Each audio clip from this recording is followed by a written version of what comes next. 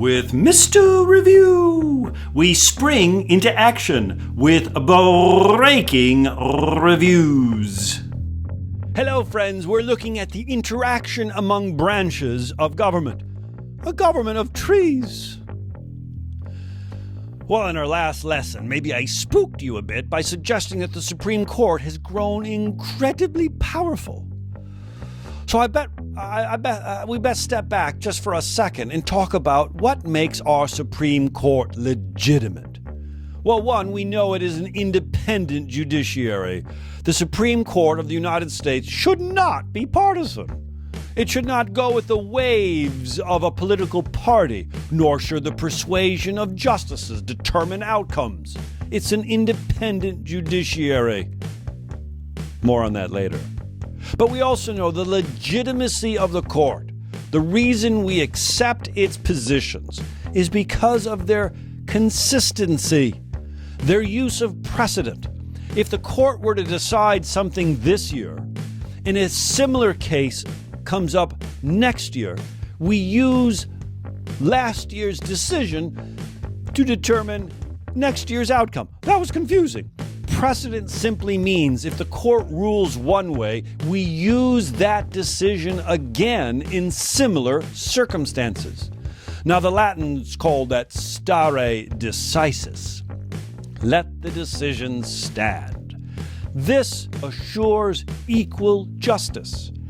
And because equality is so important to us, when the courts act in this way, it adds to their legitimacy, which means it adds to our willingness to accept their opinions and decisions. Remember, the Supreme Court has no enforcement. We follow the court's dictates because we believe they're doing what's right. Well, what happens when ideology on the court pops out its little head?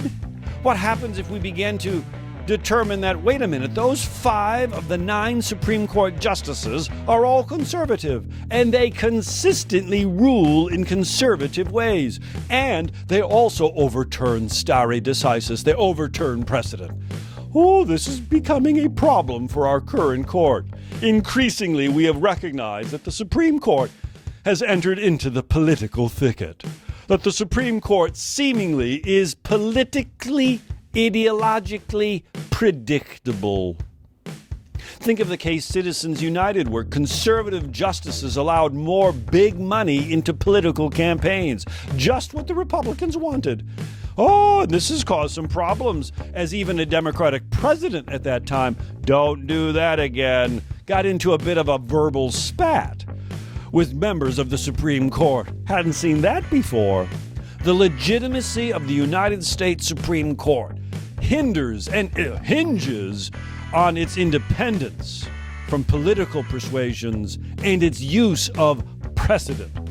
In both cases, I would say that our current Supreme Court is a little bit troubled. Keep an eye on them, because who checks the courts? Oh! Springing into action with breaking reviews.